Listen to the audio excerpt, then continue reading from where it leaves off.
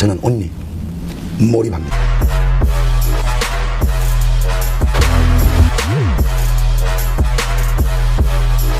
어떤 자본주의 부분들을 굉장히 분석적으로 얘기하셨던 분들 마찬가지로 이런 시각에 근접합니다. 이런 식으로 얘기를 하고 있더라고요.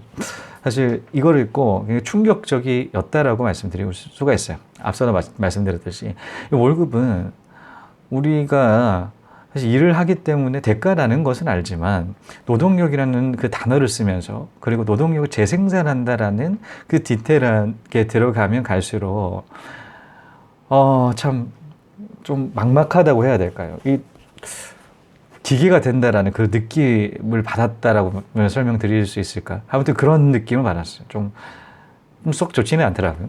이렇게 얘기를 하고 있습니다. 월급이 오르는 이유는 살아가기 위한 필요 경비가 늘어났기 때문이다. 그래서 월급쟁이의 살림살이가 팍팍할 수밖에 없다. 마르크스는 임금을 결정할 때 반드시 고려해야 하는 최저 기준은 노동시간 중 노동자가 생활을 유지할 수 있는 수준, 노동자가 가족을 부양할 수 있고 노동자라는 종족이 멸종하지 않는 수준에서 정해진다. 굉장히 적나라하죠. 경제적 철학 수고라고 했다. 애덤 스미스 또한 사람이 항상 자신의 노동에 의해 생활을 유지해야 한다면 임금은 생활을 유지할 수 있는 수준이거나 그보다 좀 많아야 한다. 그렇지 않으면 노동자는 자기 가족을 부양할 수 없다. 국부론. 고 말했다.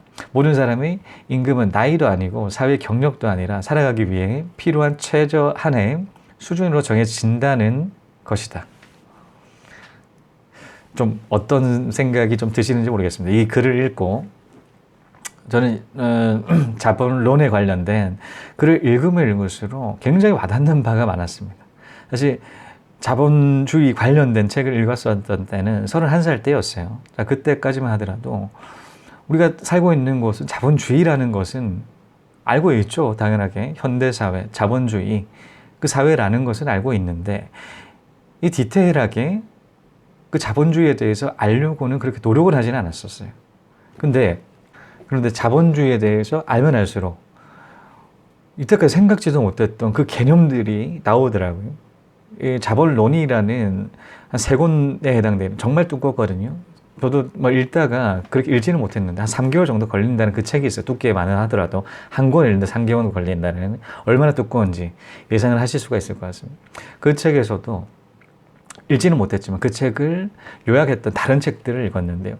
그 책에 해당되는 저자 마르크스는 이런 얘기를 하고 있었죠. 노동자라는 종족이 멸종하지 않는 수준에서 정해진다. 우리가 최저시간 임금시간이 있지 않겠습니까? 52시간. 자, 주에 52시간이 이제는 법적으로 정해져 있는 노동시간입니다. 일주일에. 근데 이 노동시간이라는 그 개념이 정해졌을 때는 영국에서 그 산업혁명 이후였다라고 하더라고요. 왜 그렇게 이 노동시간에 대한 법적 노동시간이 정해졌냐면 정말 놀랐습니다. 그 당시까지만 하더라도 정말 어린애들 반복 이제는 산업혁명이라는 건 증기기관이 발전이 되고 반복해서 할 수 있는 일. 찰리 채플린을 생각하시면 될 것 같은데 찰리 채플린도 굉장히 이제는 컨베이어 벨트에 나가는 나사를 쫓는다거나 똑같은 일을 계속 반복을 해야 됐죠. 그렇기 때문에 이런 지식이란 그런 게 필요가 없었어요. 그러니까 어린애들도 일을 할 수가 있었다. 자, 어린애들 정말 힘없고 지식이 그렇게 많지가 않기 때문에 사회 부조리 부분에 있어서 대응을 할 수가 없죠. 그렇기 때문에 굉장히 노동 착취를 굉장히 당했었는데 이런 반복해서 해야 될 수밖에 없는 증기기관이 발전이 되고 난 다음에 어떤 사회적 현상이 일어났냐면 굉장히 장시간 노동으로 수명을 달리하는 어린 노동자들이 취약계층에서 굉장히 많이 발생을 했다고 하더라고요. 그런데 이런 노동자들이 이제 줄어간다라는 그 부분으로 노동력에 해당되는 그 노동력은 항상 필요했기 때문에 이를 법적으로 금지하기 위해서 노동자가 죽어나가기 때문에 이제 노동자가 없어짐을 염려했던 법정에서는 노동시간이라는 것을 도입했다고 하더라고요.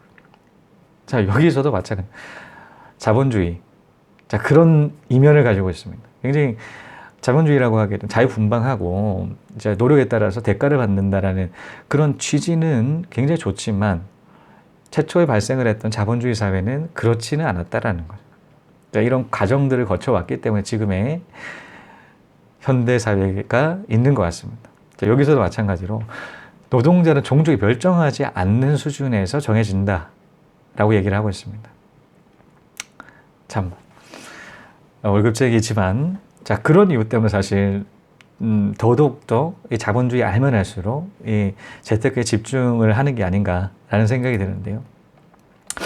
우리가 받는 그 월급은 사실 같이 근무하는 한 차장님의 월급 한 2년 정도 근무를 하셨던 그분 같은 경우에 월급을 우연찮게 그렇게 본 적이 있었어요. 봤는데 저보다 훨씬 월등히 많죠. 맞는데 이 차이 부분은 우리가 생각을 하기로는 뭐 연차도 쌓였고 이제는 업무적인 그런 디테일한 부분에 있어서 훨씬 많이 안다라는 그런 측면에 있어서 그런 능력적인 차이로 준다라고 생각을 하지 않겠습니까? 이쪽에서는 또 이런 얘기 하더라고요. 정말 놀랐습니다. 능력에 따른 월급이 아니다라는 그 개념을 디테일하게 설명하고 있어요. 이 일본 노동성을 이 일본 책이거든요. 일본에서 나온 그런 자본론에 관련된 그런 책인데 노동성이 발표한 그 자료를 바탕으로 얘기를 하고 있습니다. 이렇게 얘기를 하고 있죠. 후생 노동성이 발표한 통계, 2013년 임금사정 등 종합조사에서도 이를 확인할 수 있다. 다음은 기본급을 정하는 요소다. 기본급 전체를 100으로 할 때 각 요소가 얼마나 고려되었는지 나타내는 수치다. 첫 번째는 연령 근속급이 14.4%예요. 근속 연수에 따라서. 두 번째 직무 능력급으로 31.3%였고 실적 성과급은 4.9%였습니다. 네 번째 종합 판단에서는 49.4%. 성과급이 4.9%밖에 되지 않는다. 이것이 현실이다. 자, 성과에 따른 월급의 차이는 그렇게 작죠. 4.9%밖에 그렇게 차이가 나지 않습니다. 아무리 성과를 많이 낸다고 하더라도 이가 그 월급에 반영된다라는 것은 굉장히 극소수죠. 자, 종합 판단이 49.4%인데 성과금 따로 빼져 있어요. 성과급에 해당되는 퍼센테이지에 해당되는 월급의 비중은 극소수라는 겁니다. 그 능력에 따른다라는 게 아니라 이제는 부양 가족이 많아지면 많아질수록 생활비는 굉장히 늘어나겠죠. 이 늘어나는 수준에 따라서 월급이 정해진다라는 그런 이야기가 굉장히 설득력 있게 와닿는다라는 생각이 들더라고요. 자, 이런 부분이 있습니다. 자, 그러면 어떤가요? 자, 월급쟁이가 부자가 될 수 있는 구조입니까? 굉장히 부자가 될 수 없는 구조죠. 자, 늘어나는 생활 비용만큼 이제 월급이 올라가게 되면 남는 돈이 없습니다. 늘어가는 것만큼 월급이 오르기 때문에 초창기에 자, 가족 수가 작았을 때 작은 월급을 받았던 그 해당되는 그 금액이 가족 수가 이제 부양 가족이 늘면 늘수록 생활비는 늘어나고 거기에 따라서 비례적으로 증가를 한다라면 노동 생산을 하기 위한 그 월급이 증가한다라는 그 앞서의 말처럼 그런 걸로 대비를 해본다라고 했을 때 부자가 될 수 있는 돈은 어디에도 찾아볼 수가 없어요. 그러니까 온리 노동력을 재생산하는데 그 목적이 있습니다. 월급이라는 것은. 자, 오래전부터 설계됐을 때가 그렇게 됐었다. 지금까지 이제 근간이 산업혁명 이후에 발생한 자본주의 사회였기 때문에 자, 이를 근거로 작용을 할 수가 있죠.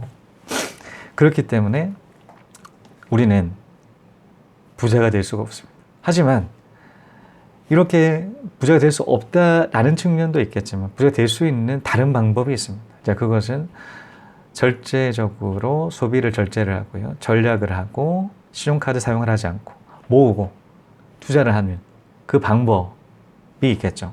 자, 앞서도 말씀드렸듯이 월급쟁이의 가장 큰 장점은 고정적이라는 월급이 그럼 계산을 할 수가 있습니다. 어느 정도 생활 비용을 사용을 했을 때에 적응할 수 있는 비용을 늘려가거나 줄일 수가 있어요. 그러니까 늘려서 해당되는 그 금액만큼 종잣돈을 확보를 하고요. 그러니까 종잣돈으로 투자를 한다라고 하면 어떻게 될까요? 투자를 조금씩 한다. 첫 투자 같은 경우는 굉장히 작겠죠. 그렇게 크지 않을 겁니다. 첫 투자는 작지만 이 실물 자산을 가지면 가질수록 인플레이션 대비를 해서 상승을 하고요. 이 투자를 했던 것만큼에 해당되는 그 실물 자산이 인플레이션만큼 가치가 더해지고 이 가치가 더해진 만큼 이제 월급을 더 플러스를 해서 계속적으로 늘려간다라면 자신의 이 용토를 계속적으로 확장할 수가 있습니다. 자, 이 말은 뭐냐면 투자를 해야 된다는 거죠. 자, 월급쟁이는 기본적으로 설계했었을 때는 이렇게 부자가 될 수 없게끔 설계를 해놨습니다.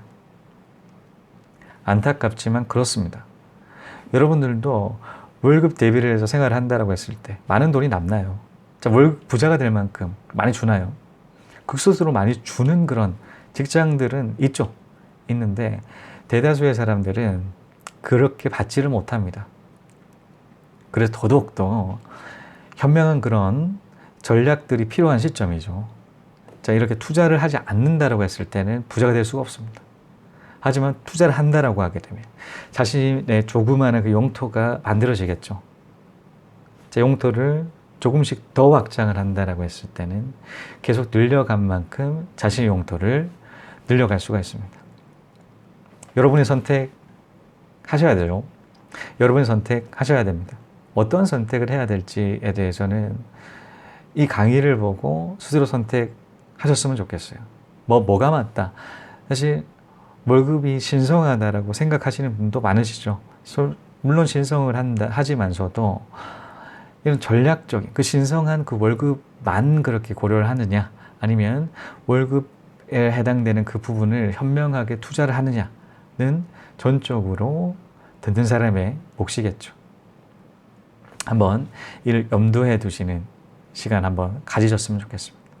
남한테는 관대하게 하지만 자기 자신에 대해서는 엄격해라. 자기가 무엇을 이루어냈다 하더라도 그 순간 이것은 아직도 최선의 방법은 아닐 것이다 라는 전제로 끊임없이 회의하라. 그러면 더 좋은 방법이 나올 것이다. 그래서 그런 엄격함, 그런 부분들이 개인을 발전시키고 뭐 회사도 발전시키고 뭐 크게 얘기하면 역사도 발전시키는 것이니. 자, 이것으로 자, 월급쟁이 부자가 될 수 없는 이유는 여기까지입니다. 자, 시청해 주신 여러분 감사합니다. 다음 시간에 또 뵙겠습니다.